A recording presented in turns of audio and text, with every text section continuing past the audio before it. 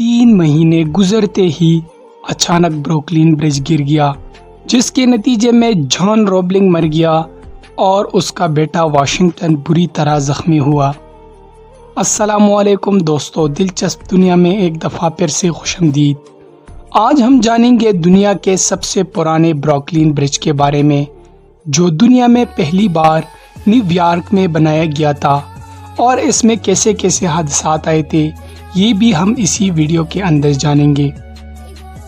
1883 میں جان روبلنگ نامی ایک تخلیقی انجینئر کو ایک شاندار تعمیر نے متاثر کیا، جو نیو یارک کے طویل جزیرے سے ملانے والا ایک شاندار اور خوبصورت پل تھا۔ تاہم پوری دنیا میں پل بنانے کے ماہرین نے اسے بتایا کہ یہ پل بنانا بالکل ناممکن ہے، اور ماہرین نے جان روبلنگ کو یہ بھی بتایا کہ اس خیال کو بھول جائیں، یہ پل نہیں بن سکتا اور نہ ہی اس سے پہلے ایسے پانی کے اوپر پل بنا تھا۔ لیکن جان روبلنگ اس پل کو نظر انداز نہیں کر سکتا تھا جو اس کے ذہن میں تھا۔ اس نے ہر وقت اس پل کے بارے میں سوچا، جب وہ اپنے دل کی گہرائیوں میں جانتا تھا کہ یہ پل بن سکتا ہے، اسے صرف اپنا خواب کسی اور کے ساتھ بانٹنا تھا۔ کافی بحث اور قائل کرنے کے بعد وہ اپنے بیٹے واشنگٹن کے پاس چلا گیا اور اپنے بیٹے کو اس بات پر قائل کیا کہ یہ پل در حقیقت تعمیر کیا جا سکتا ہے۔ کام شروع کرنے سے پہلے باپ بیٹے نے ایک خوبصورت نقشہ تیار کیا اور کام شروع کرنے کی تیاری کر لی۔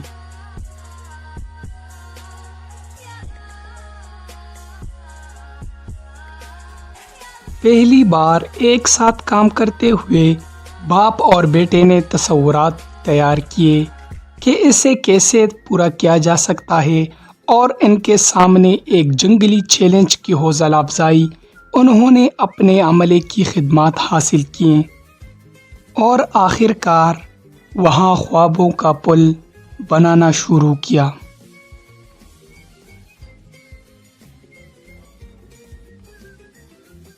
پروجیکٹ اچھی طرح سے شروع ہوا اور سب نے اپنے محنت شروع کی۔ پل تو بہت اچھے طریقے سے بن رہا تھا اور سب لوگ اپنی محنت کر رہے تھے، لیکن ابھی چند ماہ ہی ہوئے تھے کہ دھرنے پر المناک حادثے نے جان روبلنگ کی جان لے لی، اور اس کا بیٹا واشنگٹن بری طرح زخمی ہو گیا اور دماغ کو ایک خاص نقصان پہنچا، جس کے نتیجے میں وہ بات کرنے یا حرکت کرنے کے قابل بھی نہ رہا۔ سب لوگوں نے اسے کہا کہ ہم نے پہلے بھی بتایا تھا کہ یہ پل در حقیقت نہیں بن سکتا، لیکن پاگل لوگ اور ان کے پاگل خواب، جنگلی نظروں کا پیچھا کرنا بے وقوفی ہیں۔ ہر ایک نے منفی تبصرہ کیا اور محسوس کیا کہ اس منصوبے کو ختم کر دیا جائے، کیونکہ صرف جان روبلنگ ہی جانتا تھا کہ یہ پل کیسے بنایا جا سکتا ہے۔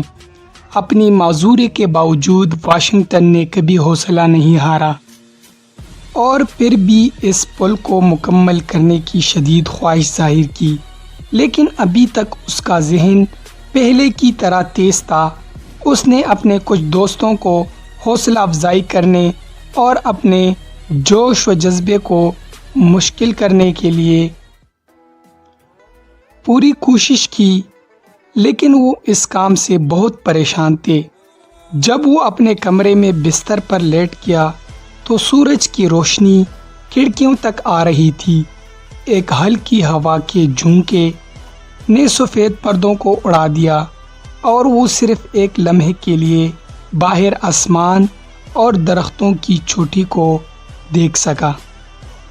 ایسا لگتا تھا کہ اس کے لیے ہار نہ ماننے کا پیغام تھا۔ اچانک اسے ایک خیال آیا، وہ صرف ایک انگلی کو حرکت دے سکتا تھا، اور وہ نے اس انگلی کو بہترین استعمال کرنے کا فیصلہ کیا۔ اپنی انگلی کو حرکت دے کر اس نے آہستہ آہستہ اپنی بیوی کے ساتھ رابطے کا ضابطہ تیار کیا۔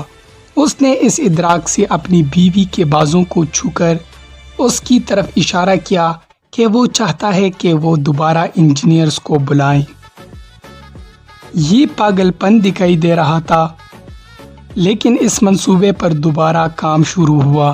13 سال تک واشنگٹن نے اپنی بیوی کے بازو پر اپنی انگلی سے اس کی ہدایت کو ٹیپ کیا اور اسی طرح اس کی بیوی نے اس پر عمل کیا، یہاں تک کہ جب پل مکمل طور پر تیار نہ ہو جائے۔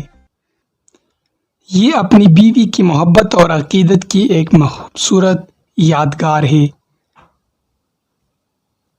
جس نے 13 سال تک صبر سے اپنے شوہر کے پیغام کو ڈی کوڈ کیا اور انجینئرز کو بتایا کہ کیا کرنا ہے۔